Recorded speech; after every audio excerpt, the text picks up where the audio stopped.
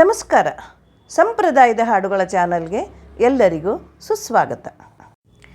ಯೋಗಿಗಳ ಹೃದಯಕ್ಕೆ ನಿಲುಕ ನಿಗಮಾಗಮೈಕ ವಿನುತನ ಪರಮನುರಾಗದಲ್ಲಿ ದ್ವಿಸಹಸ್ರ ಜುಹೆಗಳಿಂದ ವರ್ಣಿಸುವ ಭೂಗಗನ ಪಾತಾಳ ವ್ಯಾಪ್ತನ ಯೋಗ ನಿದ್ರಾಸ್ಪದ ನೆನಿಪ ಗುರು ನಾಗರಾಜನ ಪದಕ್ಕೆ ನಮಿಸುವೆ ಮನದೊಳನ ಮರತ ನಮಿಸುವೆ ಮನದೊಳನ ಮರತ.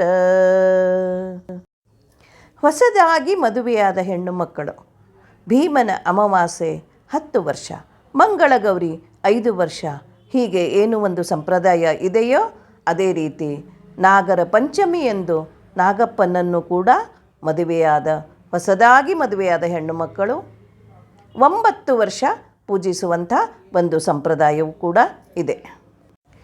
ಈ ಪೂಜೆಯನ್ನು ಮಾಡುವಾಗ 9 ವೀಳ್ಯದೆಲೆ, 1 ಕೊಬ್ಬರಿ ಬಟ್ಟಲೊಳು 9 ಅಡಿಕೆಯನ್ನು ಹಾಕಿ ಆ ನಾಗಪ್ಪನ ಪಕ್ಕದಲ್ಲಿ ಅದನ್ನು ಇಟ್ಟು ಪೂಜಿಸಬೇಕು. ನಾಗರ ಪಂಚಮಿಯಂದು ಮತ್ತು ಹೊಸದಾಗಿ ಮದುವೆಯಾದ ಹೆಣ್ಣು ಮಕ್ಕಳು ಇದನ್ನು ಪ್ರಾರಂಭ ಮಾಡಬೇಕು.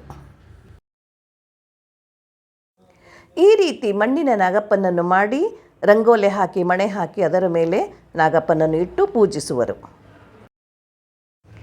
ಬಸುರಿಯಾದ ಹೆಣ್ಣು ಮಕ್ಕಳು ನಾಗಪ್ಪನಿಗೆ ಚೌತಿಯ ದಿವಸ ಮತ್ತು ಪಂಚಮಿಯ ದಿವಸ 2 ದಿವಸವನ್ನು ಅವರು ಪೂಜೆ ಮಾಡಬಾರದು. ಉಳಿದ ಬೇರೆ ಹೆಣ್ಣು ಮಕ್ಕಳು ಮದುವೆಯಾದ ವರ್ಷದಿಂದ ಚೌತಿಯ ಪೂಜೆಯನ್ನು ಕೂಡ ನಾಗಪ್ಪನಿಗೆ ಹಾಲು ಹಾಕಿ ಬರುತ್ತಾರೆ ಮತ್ತು ಪಂಚಮಿಯಂದು ವಿಶೇಷವಾಗಿ ನಾಗಪ್ಪನಿಗೆ ಮನೆಯ ಗಂಡಸರು ಮಣ್ಣಿನ ನಾಗಪ್ಪನನ್ನು ಇಟ್ಟು ಪೂಜಿಸುವ ಪದ್ಧತಿ. ಆ ನಾಗಪ್ಪನನ್ನು ಪೂಜಿಸಿದ ನಂತರ ಮದುವೆಯಾದ ಹೆಣ್ಣು ಮಗಳು ಈ ಪಂಚಮಿಯಂದು ಕೂಡ 9 ವರ್ಷ ಹೀಗೆ ಪಂಚಮಿಯಂದು ನಾಗಪ್ಪನನ್ನು ಪೂಜಿಸುವ ಸಂಪ್ರದಾಯವಿದೆ. ಸಿದ್ಧ ಮಾಡಿದ ನಾಗಪ್ಪನನ್ನು ಮನೆ ಹತ್ತಿರ ಕೂಡ ಮಾರಲು ತೆಗೆದುಕೊಂಡು ಬರುತ್ತಾರೆ. ಇಲ್ಲವಾದರೆ ಮನೆಯ ತುಳಸಿಯ ಕಟ್ಟೆಯಲ್ಲಿ ಮಣ್ಣಿನಿಂದ ತಾವೇ ಮಾಡಬಹುದು. ಗಂಡಸರು ಜನಿವಾರ ಹಾಕಿ ಅವರು ಅರಿಶಿಣ, ಕುಂಕುಮ, ಗೆಜ್ಜೆ ವಸ್ತ್ರ ಮತ್ತು ತಂಬಿಟ್ಟು, ಹುರಿದ ಕಡಲೆ, ಅರಳು ಎಲ್ಲವನ್ನೂ ಹಾಕಿ ನಂತರ ಹಸುವಿನ ಹಾಲನ್ನು ಹಾಕುತ್ತಾರೆ. ಅವರ ಪೂಜೆ ಆದ ನಂತರ ಮದುವೆಯಾದ ಹೆಣ್ಣು ಮಗಳು ಪೂಜಿಸುವ ಈ ಒಂದು ಸಂಪ್ರದಾಯ. ಈ 9 ವರ್ಷ ಪೂಜೆ ಮಾಡುವ ಹೆಣ್ಣು ಮಗಳು ಮನೆಯಲ್ಲಿ ಪೂಜಿಸಿದ ನಾಗಪ್ಪನ ಪಕ್ಕದಲ್ಲಿ 9 ವೀಳ್ಯದೆಲೆ, ಕೊಬ್ಬರಿ ಬಟ್ಟಲಳು 9 ಅಡಿಕೆ ಬೆಟ್ಟವನ್ನು ಹಾಕಿ ಅವನ ಪಕ್ಕದಲ್ಲಿ ಇಟ್ಟು ಮೊದಲು ಗಣೇಶನ ವಿಗ್ರಹ ಅಥವಾ ಅಡಿಕೆ ಬೆಟ್ಟವನ್ನು ಇಟ್ಟು ಗಣೇಶನ ಪೂಜೆ ಮಾಡಿ ನಂತರ ನಾಗಪ್ಪನನ್ನು ಪೂಜೆ ಮಾಡಬೇಕು. ಪೂಜೆಯ ವಿವರವನ್ನು ಈಗಾಗಲೇ ತಿಳಿಸಿದ್ದೇನೆ. ನಾಗಪ್ಪನಿಗೆ ಶುದ್ಧೋದಕದಿಂದ ಪ್ರೋಕ್ಷಣೆ ಮಾಡಿ ಅರಿಶಿಣ, ಕುಂಕುಮ, ಹೂವು, ಗೆಜ್ಜೆ ವಸ್ತ್ರ ಎಲ್ಲವನ್ನು ಏರಿಸಿ ಅರಳು, ಹುರಿಗಡಲೆ, ಎಳ್ಳು ಚಿಗಳೆ, ತಂಬಿಟ್ಟು, ಸಾಧ್ಯವಾದರೆ ಎಳೆಯ ಹುಣಸಿನಕಾಯಿ ಎಲ್ಲದರಿಂದ ಪೂಜಿಸಿ ಮೇಲೆ ಹಸುವಿನ ಹಾಲನ್ನು ಹಾಕಬೇಕು. ಹೀಗೆ ಪೂಜೆ ಮಾಡಿ ತುಪ್ಪದ ದೀಪವನ್ನು ಬೆಳಗಿ ನೈವೇದ್ಯವನ್ನು ಮಾಡಬೇಕು. 9 ಎಳೆಯ 9 ಗಂಟು ಹಾಕಿದ ದಾರವನ್ನು ನಾಗಪ್ಪನ ಮೇಲೆ ಹಾಕಬೇಕು. ಹಬ್ಬದ ಅಡಿಗೆಯ ಜೊತೆ 9 ಹಬೆಯಲ್ಲಿ ಬೇಯಿಸಿದ ಸಿಹಿ ಕಡುಬುಗಳನ್ನು ನೈವೇದ್ಯಕ್ಕೆ ಇಡಬೇಕು. 9 ಆರತಿ ಹಾಕಿ ಬೆಳಗಬೇಕು. ಈ ನಾಗಪ್ಪನ ಪೂಜೆಯ ನಂತರ ಮನೆಯಲ್ಲಿ ಹೆಚ್ಚುವುದು, ಕೊಚ್ಚುವುದು, ಹೊಡೆಯುವುದು, ಬಡಿಯುವುದು ಏನೂ ಮಾಡಬಾರದು. ಪೂಜೆಗೆ ಮೊದಲೇ ತರಕಾರಿಯನ್ನು ಹೆಚ್ಚಿಟ್ಟುಕೊಂಡು ತೆಂಗಿನಕಾಯಿಯನ್ನು ಕೂಡ ಒಡೆದಿಟ್ಟುಕೊಂಡಿರಬೇಕು. ನಮ್ಮ ಹಿರಿಯರು ಹೇಳುತ್ತಾ ಇದ್ದರು, ಹೊಡೆದು ಬಡೆದು ಹೆಚ್ಚುವುದು ಕೊಚ್ಚುವುದು ಯಾವುದಾದ್ರೂ ಮಾಡಿದರೆ ನಾಗಪ್ಪನಿಗೆ ಮಾಡಿದಂತೆ ಒಂದು ಅಪಶಕುನ ಅಂತ ಹೇಳ್ತಾ ಇದ್ದರು. ಹಂಚು ಇಟ್ಟು ಚಪಾತಿ ಮತ್ತು ದೋಸೆ ಕೂಡ ಮಾಡುತ್ತಿರಲಿಲ್ಲ. ಹಬೆಯಲ್ಲಿ ಬೇಯಿಸಿದ ಇಡ್ಲಿ ಮಾಡಬಹುದು. ಈ ನಾಗಪ್ಪನಿಗೆ ನೈವೇದ್ಯ ಮಾಡಿದಂಥ ನೈವೇದ್ಯದ ಅಡಿಗೆಯನ್ನು 9 ಕಡುಬುಗಳನ್ನು ಯಾರು ಪೂಜೆ ಮಾಡುತ್ತಾರೋ ಅವರೇ ಊಟ ಮಾಡಬೇಕು. ಅವರಿಗೆ ಆಗದಿದ್ದರೆ ಗಂಡ ಹೆಂಡತಿ ಸೇರಿ ಊಟ ಮಾಡಬಹುದು. ನಾಗಪ್ಪನಿಗೆ ನೈವೇದ್ಯದ ನಂತರ 9 ಆರತಿಗಳನ್ನು ಹಾಕಿ ನಾಗಪ್ಪನಿಗೆ ಆರತಿಯನ್ನು ಬೆಳಗಬೇಕು. ನಂತರ ಪ್ರದಕ್ಷಿಣೆ ನಮಸ್ಕಾರ ಮಾಡಿ ಹೂವು ಮಂತ್ರಾಕ್ಷತೆಗಳನ್ನು ಹಾಕಬೇಕು. ಇದು ಹೆಣ್ಣು ಮಕ್ಕಳು ತನ್ನ ಅಣ್ಣ ತಮ್ಮಂದಿರ ಸಲುವಾಗಿ ಈ ಪೂಜೆಯನ್ನು ಮಾಡಿರುವ ಒಂದು ಕಥೆಯೂ ಕೂಡ ಇದೆ. ಅದಕ್ಕೋಸ್ಕರ ಅವರ ಆಯುಷ್ಯಕ್ಕಾಗಿ ಹೆಣ್ಣು ಮಕ್ಕಳು ತಾಯಿ ಮನೆಯೇ ಬೆಳೆಯಬೇಕು, ಅವರ ವಂಶಾಭಿವೃದ್ಧಿ ಆಗಬೇಕು ಅಂತ ಹೆಣ್ಣು ಮಕ್ಕಳು ಈ ಒಂದು ಪೂಜಿಸುವ ಸಂಪ್ರದಾಯ ಇದೆ. ವಾಸುಕಿ ಭೂಷಣನು ವಯ್ಯಾರದಿಂದಲೇ ಸುವಾಸಿನಿಯರಿಂದ ಪೂಜೆಗೊಂಬುವರು. ಒಬ್ಬ ಬಡ ಬ್ರಾಹ್ಮಣನ ಮಗಳು, ಅವಳ ಹೆಸರು ಅಕಮಂಚಿ ಅಂತ.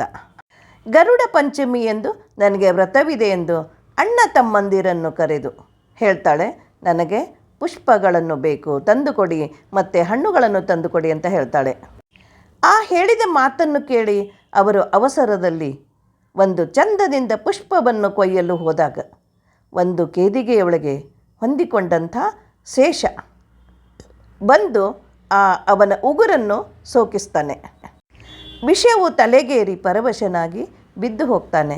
ಕುಸುಮಲೋಚನೆಗೆ ಜನಗಳು ಬಂದು ಹೇಳ್ತಾರೆ, ಅವನ ಪಶುಪತಿಯೇ ವಿಷಬೇಕೆ ನಾಗರ ಪೂಜಿಪೆನು ಅಂತ ಅವಳು ನಾಗರನನ್ನು ಪೂಜೆ ಮಾಡಿಯೇ ಅವಳು ಹೋಗ್ತಾಳೆ.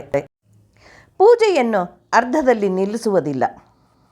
ನೆನೆದಕ್ಕಿ, ನೆನೆಗಡಲೆ, ಗೊನೆ ಬಾಳೆಹಣ್ಣು, ಚಿಗಳಿ ಮತ್ತು ಒಡೆದ ತೆಂಗಿನಕಾಯಿ, ಅರಳು, ಹಸಿ ಕಡಲೆ, ಹುರಿಕಡಲೆ, ಹುಣಸೆಕಾಯಿ ಮುಂತಾದವುಗಳನ್ನು ತಕ್ಕೊಂಡು ಅವಳು ತೆರಳಿ ಹುತ್ತದ ಮೃತ್ತಿಕೆ, ಹುಲಿಸೊಪ್ಪು, ಅಕ್ಷತೆಯ ತಕ್ಕೊಂಡು ಹಾಲು ಇಟ್ಟುಕೊಂಡು ಭಕ್ತಿಯಿಂದ ಪೂಜೆ ಮಾಡ್ತಾಳೆ.